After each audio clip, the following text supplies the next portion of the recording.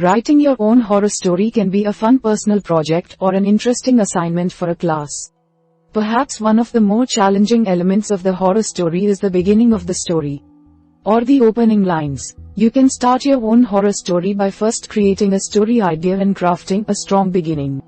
You should then revise your beginning pages so they fit with the rest of the story and are as engaging as possible. So, we are going to watch about the how to start a horror story. Method 1. Creating a story idea. First is describe something that scares or revolts you. Think about your greatest fear or fears.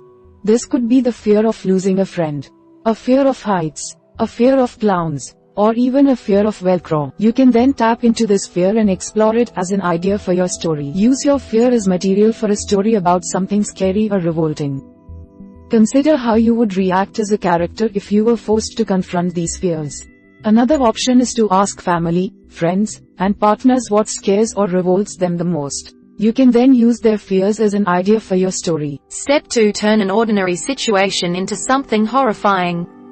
You can also take a normal, common situation like going for a stroll in the park, preparing a meal, or visiting a friend and add a terrifying element to the situation. Use your imagination to add a horrifying spin to a normal, everyday activity or scene. For example, maybe you come across a severed ear during your morning stroll in the park, or perhaps a vegetable you are cutting up for dinner turns into a finger or a tentacle. Get creative and consider how you can skew or twist around a situation that seems commonplace. Step 3. Trap your characters in a terrifying setting. You can also limit or trap your main character in a setting that is terrifying and scary. Restricting your character's movements will allow you to build tension and terror in the story. Using setting. Consider a confined space that scares you or frightens you. Ask yourself where you would dread or fear being trapped in the most. Maybe you trap your character in a confined space like a coffin, a cold dank cellar, an abandoned police station, an island or an abandoned city. Trapping your characters in a scary setting will introduce fear into the story right away and create immediate tension and suspense. Step 4. Create distinct main characters. You can also start your horror story by focusing on character development. You should strive to create a main character or several main characters that are distinct and detailed. You may create a character study for each character so you can get a sense of how they live, how they think, and how they might react in a conflict. Even if every detail in your sketch doesn't show up in your story, they can still impact how you write the character and how your readers perceive your character. A well-rounded character will be noticeable and memorable for your readers. Start your sketch by asking yourself about things like the character's age and occupation, the character's marital status or relationship status, the character's view the world, cynical, skeptical, anxious, happy-go-lucky, satisfied, settled. Any specific or unique physical details, such as a physical trait like a certain hairstyle, a scar, or a certain style of dress, the character's speech, dialect, or language spoken around others. Step 5. Give your main character an extreme emotion. Horror hinges on the reader's reaction to the material. You can create extreme emotion in the reader by giving your character an extreme emotion that they then have to struggle with over the course of the story. Emotions like shock, paranoia, and dread are all strong emotions that can motivate a character to take action or have intense internal thoughts. Making your character experience an intense shock, like the death of a loved one or the loss of a job, can also create a conflict for your character. This can then lead the character to make decisions they would not make if they were not in shock or dealing with the aftershock of a major event. You can also give your main character a dose of paranoia, or a sense that something is not quite right. This will make the character suspicious and view things from a skewed perspective. This is also an easy way to help set up your protagonist's relationship with other characters. Paranoia is also great at unnerving your reader and making them also doubt their understanding of the events happening in the story. Another option is to give your main character a sense of dread or a feeling that something bad is going to happen. Dread can help to build tension in the story and keep the reader on edge. Finally, create a plot outline. Once you have a clear story idea, you should create a plot outline so you have a general sense of where your characters are heading in the story. Coming up with the structure in advance like this will make your story stronger in the long run. The plot outline can act as a map or guide for your story. Though you may end up deviating from the outline if inspiration strikes as you write the horror story. You may use a plot diagram to create the outline. The plot diagram will have 6 distinct sections, forming the shape of a triangle, with the climax at the top of the triangle. The 6 sections are the setup, the inciting incident, the rising action, the climax, the falling action, and the resolution. You can also use the snowflake method to create the outline. You will do this by creating a 1-sentence summary of the plot, followed by a 1-paragraph summary of the plot, and then a spreadsheet of scenes. Method 2. Crafting a strong beginning. First is create an informative, engaging first line. The first line of your story should raise questions in the reader's mind but also ground the reader in the story. A good opening line will tell the reader what the story is about, have a distinct voice or point of view, and a hint of characterization. For example, you may decide to write a story about your fear of Velcro, set in a dystopian world. You may have the following opening line. Sarah tried to sit still while the men tightened the Velcro straps around her wrists, squeezing her eyes shut to block out the terrifying sound. Quote. This opening line introduces the main character, Sarah, and places her in a scene where she is experiencing fear and discomfort. It also raises questions in the reader's mind, such as who are the men, and why is Sarah being strapped down? These questions will keep your reader engaged and willing to keep turning the page. Step 2. Start in scene. Try to start your story in scene, where your character or characters are moving, interacting, or doing something. Starting in a scene with action will engage your reader right away and hook them in so they are encouraged to keep reading. It will also help to ground the reader in the story and help them to feel carried along by the story.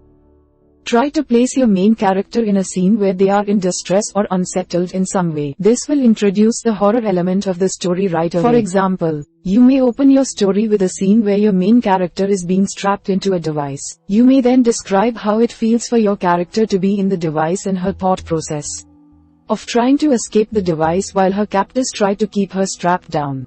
Step 3. Introduce terrifying or unsettling details right away. You are writing a horror story after all, so do not be afraid to introduce terrifying or unsettling details within the first paragraph of a story. By the end of the first paragraph, your reader should know the setting and the conflict. Your reader should also have a good sense of terror or fear by the end of the first page of a story, as you want to evoke strong emotions from your reader. For example, you may try to include gory details like blood, guts, mucus, brain matter, or saliva in the first paragraph of your story. Try to use the gory details sparingly and a little at a time so the story does not feel cliché or familiar. That way, when you do include some gore, it's more impactful for your reader. Step 4. Include a main conflict. Your horror story should also include a main conflict, where your main character is spurred into action in some way. The main conflict of your horror story should appear within the first several paragraphs or a first 1 to 2 pages of your story. Having a conflict in your story as soon as possible will keep your reader engaged and help to build tension in your story. For example, you may have a main character who is trying to get rid of a ghost in her home. This could be the main conflict that you introduce in the story right away. The rest of the story could then be about her attempt to get rid of the ghost in her house without getting hurt or harming anyone in her family. Another common overarching conflict is the theme of survival, wherein your character must face a terrifying situation that threatens their life if they cannot escape it. If you decide to withhold the conflict from the reader until later in the story, you should have a good reason for doing this. Withholding information should only be done intentionally and for the benefit of the story, as your reader may get confused or lost without this information. Step 5. Use the active voice. You should also try to always use the active voice in your opening section and throughout your story, rather than the passive voice.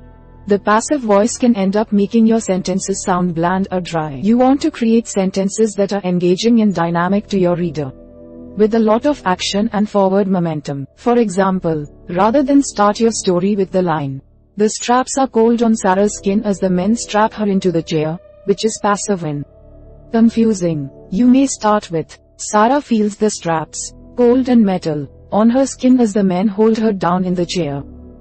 The second sentence uses the active voice and places the subject of the sentence, Sarah, next to the verb in the sentence. Feels. Quote. Using the active voice does not mean you are limited to only using first person present for your point of view. You can still use the active voice in the past tense, using third person or second person.